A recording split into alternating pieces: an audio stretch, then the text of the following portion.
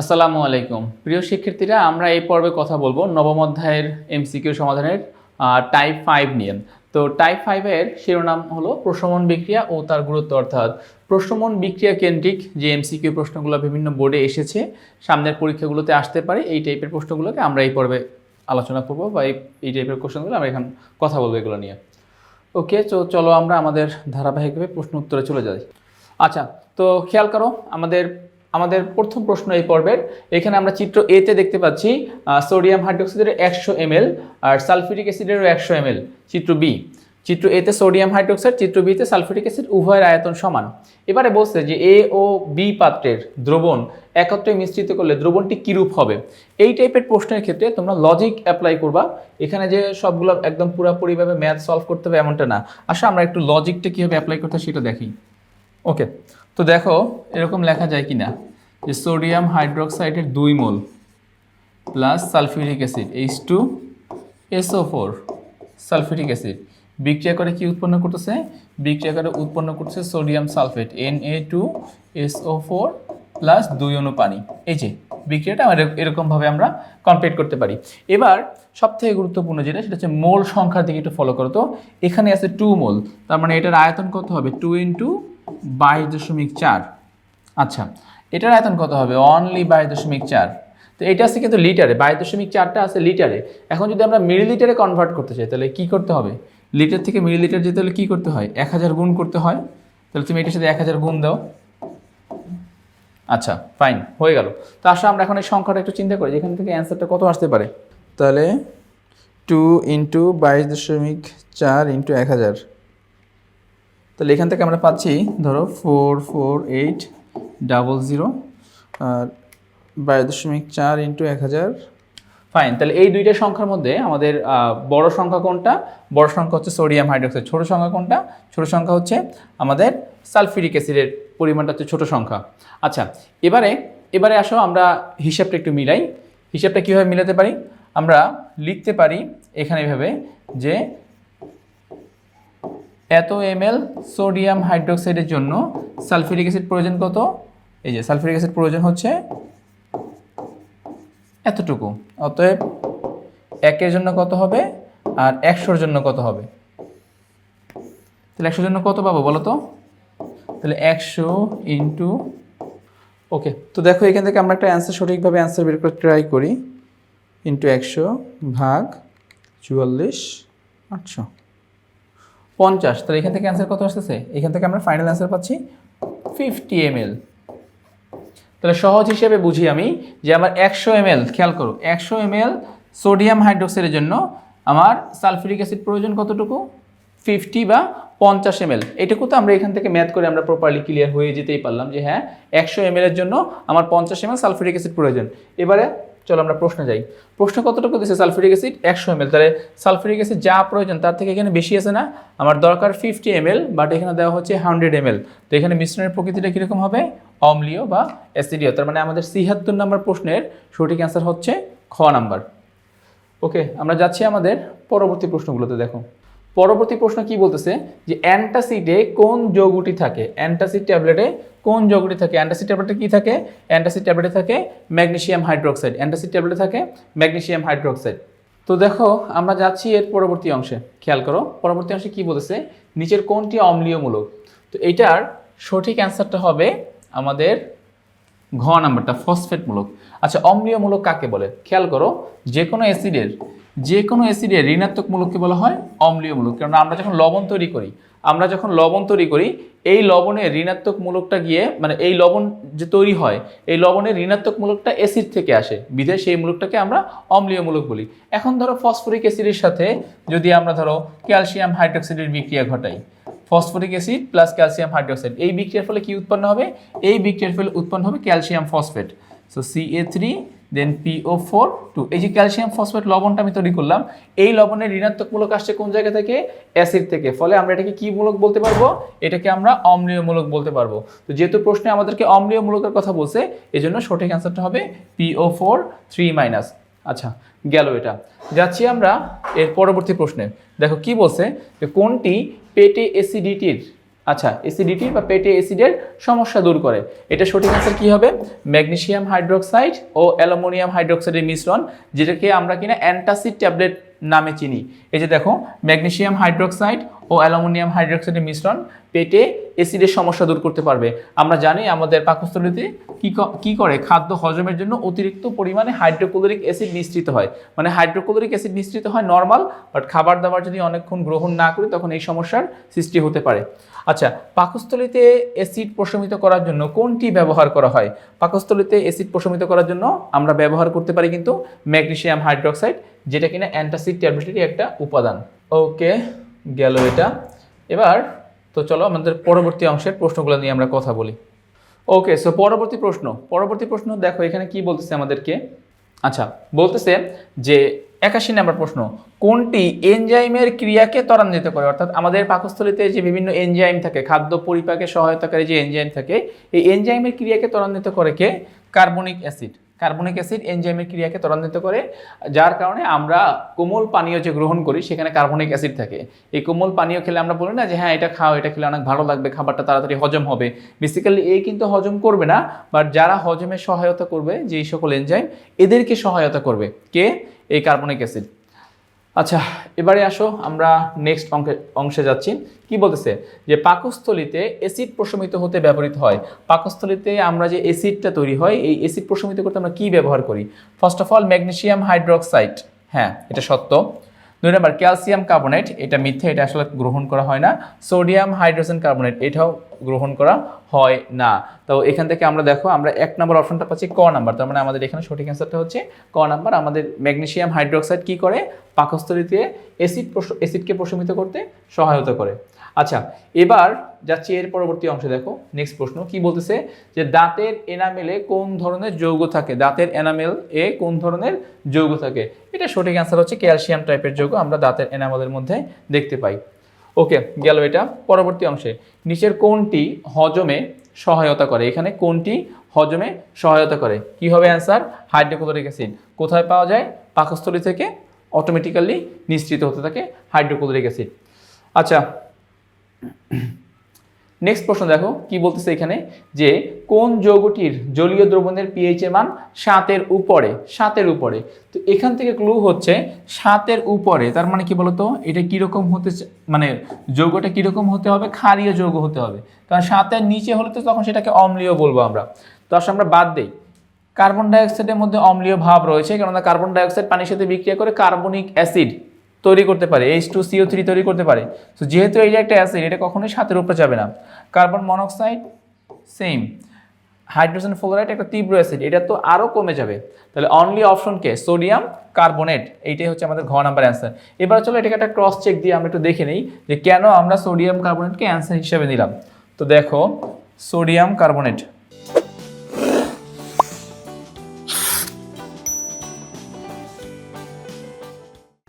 আচ্ছা, so sodium carbonate কি লেখা যায়? Na2CO3 প্লাস তুমি এখানে পানি নাও, বিক্রিয়া করে উৎপন্ন হবে H2CO3 carbonic acid plus sodium hydroxide NaOH, sodium hydroxide. এখানে 2 দাও। আচ্ছা, আর কি এখানে 2 দাও। ফাইন। তো এই যে দেখো কার্বনিক অ্যাসিড হলো এবং এর সাথে উৎপন্ন হলো সোডিয়াম হাইড্রোক্সাইড। কার্বনিক অ্যাসিডটা কি অ্যাসিড বলো তো? দুর্বল অ্যাসিড। এটাকে আমরা দুর্বল অম্ল বলতে পারবো। আর এটা কি? এটা হচ্ছে সবল ক্ষার। তো যেহেতু এটা সবল ক্ষার আর অম্লটা দুর্বল, অতএব এদের যে মিশ্রণ থেকে যেই আমরা লবণটা পাচ্ছি, সেই লবণটা অবশ্যই কীরকম লবণ হবে? অম্লীয়, এই ক্ষারীয় লবণ হবে। এবং সেই ক্ষারীয় লবণের পিএইচ এর মান অবশ্যই কী হবে? 7 থেকে উপরে হবে। আচ্ছা, এরপরে প্রশ্ন, কোনটি ক্ষারীয় প্রকৃতির লবণ? আমরা একটু আগে দেখেছি যে সোডিয়াম কার্বনেট। ব্যাখ্যা যদি দেখতে চাই, ওই যেই ক্ষারীয় প্রকৃতির লবণ বলতে বোঝানো হচ্ছে যে যেই লবণের মধ্যে ক্ষারীয় ভাবটা বেশি থাকবে। তো এই যে দেখো, এই সোডিয়াম হাইড্রোক্সাইড তীব্র ক্ষার আর কার্বনিক অ্যাসিড হচ্ছে দুর্বল অ্যাসিড, তাহলে এদের সমন্বয়ে আমরা যে লবণটা প্রডিউস করতেছি সোডিয়াম কার্বনেট, এই লবণটা কি হবে বলতো? এই লবণটা হবে আমাদের ক্ষারীয় প্রকৃতির লবণ। আচ্ছা, গেল এটা। সো ক্ষারীয় প্রকৃতির লবণকে, ক্ষারীয় প্রকৃতির লবণ হলো ক নাম্বারটা সোডিয়াম কার্বনেট। আচ্ছা, এরপরে যাচ্ছি। দেখো এরপরে কি বলছে, বলতেছে যে এ দ্রবণ, এ হচ্ছে তোমার অ্যামোনিয়া দ্রবণ আর বি দ্রবণ তোমার HCl দ্রবণ। তার মানে এ পাত্রের মধ্যে আছে আমার অ্যামোনিয়া গ্যাস আর বি পাত্রের মধ্যে আছে আমার হাইড্রোক্লোরিক অ্যাসিড। এখন বলতেছে যে এ ও বি পাত্রের মানে বিক্রিয়া যে আমরা করব, বিক্রিয়া করে এ ও বি দ্রবণের বিক্রিয়ায় উৎপন্ন লবণ, যেহেতু এটা একটা অ্যাসিড আর অ্যামোনিয়া একটা ক্ষারক, তাহলে এদের বিক্রিয়া করে কি হবে, অবশ্যই লবণ উৎপন্ন হবে। সরাসরি গ্যাসে পরিণত করতে সঠিক তাপীয় বক্ররেখা কোনটি? তো ব্যাপারটা আসলে আমরা আগে একটু বিক্রিয়া থেকে এটাকে এক্সপ্লেইন করি, দেন আমরা যাচ্ছি সেখানে। তো একটা পাত্রে কি আছে, একটা পাত্রে আছে আমার অ্যামোনিয়া, আর একটা পাত্রে কি আছে আমার HCl। বিক্রিয়া করে কি উৎপন্ন করবে, বিক্রিয়া করে উৎপন্ন করবে আমার অ্যামোনিয়াম ক্লোরাইড। একটা পাত্রে আছে অ্যামোনিয়া আর একটা পাত্রে আছে HCl, এরা বিক্রিয়া করে উৎপন্ন করতে পারবে অ্যামোনিয়াম ক্লোরাইড। আচ্ছা, এখন এই যে লবণের কথা বললো না, এই লবণটাই কিন্তু মূলত অ্যামোনিয়াম ক্লোরাইড লবণ। যে লবণের কথা এখানে মেনশন করা হয়েছে সেই লবণটা আমার অ্যামোনিয়াম ক্লোরাইড লবণ। এখন এই লবণটাকে আমরা কি করব বলতো, এই লবণটাকে আমরা তাপ দিব, কঠিন পদার্থকে আমরা তাপ দিয়ে সরাসরি কিসে পরিণত করব, সরাসরি গ্যাসীয় কণায় বা গ্যাসীয় পদার্থে রূপান্তরিত করব। কঠিনকে তাপ দিয়ে সরাসরি গ্যাসীয় অবস্থায় আমি এটাকে রূপান্তর করব। তো এই যে কঠিনকে তাপ দিয়ে আমি গ্যাসীয় অবস্থায় রূপান্তর করব, এইখানে তাপীয় বক্ররেখা কোনটা ব্যবহার করা হবে? আচ্ছা, তো দেখো 4টা গ্রাফ তোমার এখানে আছে, আমাদের সঠিক অ্যান্সারের গ্রাফ হচ্ছে ঘ নাম্বারটা। তো আসো বাকি তিনটা অপশনকে কেন আমরা নিতে পারবো না এটা আসলে ব্যাখ্যা করি। প্রথমত ক নাম্বার অপশনটা নেওয়া যাচ্ছে না, এটা হচ্ছে শীতলীকরণের গ্রাফ। আমরা তাপ প্রদান করতেছি, কঠিনকে তাপ দিয়ে গ্যাসীয় অবস্থায় রূপান্তর করতেছি, এখানে তো তাপ কমানো হচ্ছে না, তাপ বাড়ানো হচ্ছে। তো এইটা শীতলীকরণের গ্রাফ, এটাও শীতলীকরণের গ্রাফ। সো দুইটা গ্রাফ এই জন্য বাদ। এবারে আসো তাপ প্রদানের গ্রাফ হচ্ছে এই দুইটা, কিন্তু আমরা জানি যে অ্যামোনিয়াম ক্লোরাইড একটা উদ্বায়ী পদার্থ, এটার কোনো তরল অবস্থা নেই। গ্রাফে এর কোনো তরল অবস্থা থাকবে না, কঠিন থেকে গ্যাসীয়কে শীতল করলে আবার পুনরায় আমরা কঠিন পাবো। তো এই জন্য গ্রাফের মোট 3টা অংশ হবে। দেখো এটা হচ্ছে কঠিন, আর এই মাঝেরটা হচ্ছে কঠিন প্লাস গ্যাসীয়, আর এইটা হচ্ছে কি গ্যাসীয়। এই জন্য যেহেতু 3টা অবস্থায় এর পাচ্ছি না, মানে আমরা কঠিন পাচ্ছি আর গ্যাসীয় অবস্থা পাচ্ছি, এই জন্য আমি এই মানে গ নাম্বার গ্রাফটাকেও আমি অ্যান্সার হিসেবে নিতে পারছি না। অনলি আমার এখানে সঠিক অ্যান্সারটা হবে ঘ নাম্বার। তার মানে আমাদের এই প্রশ্নের সঠিক অ্যান্সার পেয়ে যাচ্ছি আমরা ঘ নাম্বার। আচ্ছা, এবারে আসো, এবারে দেখো নেক্সট প্রশ্নটা কি বলতেছে উদ্দীপকের এ ও বি দ্রবণের বিক্রিয়াটি নন রেডক্স বিক্রিয়া। এ ও বি দ্রবণের বিক্রিয়াটি নন রেডক্স বিক্রিয়া, সেটা সত্য। নন রেডক্স বিক্রিয়া কেন? কারণ বলো এটা একটা প্রশমন বিক্রিয়া, তাই না? এই যে এটা হচ্ছে ক্ষারক আর এটা হচ্ছে অম্ল, বিক্রিয়া করে লবণ তৈরি করছে, তো এটাকে আমরা প্রশমন বিক্রিয়া বলতে পারবো। প্রশমন বিক্রিয়া একটা নন রেডক্স বিক্রিয়া, এটা ট্রু। 2 নম্বরে কি বলছে যে কপার 2+ এর দ্রবণে এ এর দ্রবণ যোগে হালকা নীল বর্ণের অদক্ষেপ পড়ে, হালকা নীল বর্ণের অদক্ষেপ পড়ে। আচ্ছা, এখন দেখি এটা সত্য কিনা। তো খেয়াল করো, আমাদের এ কে ছিল অ্যামোনিয়া, তাই না? এ ছিল হচ্ছে অ্যামোনিয়া, এর সাথে জলীয় দ্রবণ যখন তুমি অ্যাড করবে তখন হবে ammonium hydroxide, NH4OH, ammonium hydroxide. এখন এই অ্যামোনিয়াম হাইড্রোক্সাইডের দ্রবণের সাথে আমরা যখন কপারের কোনো লবণ, ধরো CuCl2, কপার 2+, এখানে বেসিক্যালি কিন্তু কপার 2+ আকারে আছে, CuCl2 দ্বারা কপার 2+ কে বোঝানো হচ্ছে। যখন আমরা নিব তখন সেখান থেকে উৎপন্ন হবে CuOH2। তাহলে এই যে CuOH2, এটা কি বলতো? নীল বর্ণের অদক্ষেপ। এখানে আমরা দেখতে পাবো একটা অদক্ষেপ, এবং সেই অদক্ষেপের বর্ণটা হচ্ছে নীল বর্ণের। তো তাহলে কি বলা যায়? তাহলে বলা যায় যে এর দ্রবণের সাথে, এর জলীয় দ্রবণের সাথে যদি আমরা কপার 2+ অ্যাড করি তখন সেখান থেকে একটা অদক্ষেপ পাওয়া যাবে, যে অদক্ষেপটা হচ্ছে নীল বর্ণের। তো এই যে দেখো, এই যে নীল বর্ণের অদক্ষেপ পাওয়া যায়। তো আমাদের সেকেন্ড পয়েন্টটাও সঠিক। 3 নাম্বার, এ ও বি এর বিক্রিয়ায় উৎপন্ন লবণ অম্লধর্মী। আসো এটা একটু দেখি। আচ্ছা, এই যে ফলো করো, আমরা এখানে যাচ্ছি, দেখো ওকে, এই যে লবণটা, এই যে অ্যামোনিয়াম ক্লোরাইড লবণটা, ওর কথা বলছে যে এই লবণটা একটা অম্লধর্মী লবণ। এখন হ্যাঁ, এটাকে অম্লধর্মী লবণ বলাই যেতে পারে। এটার মূল কারণ কি বলতো?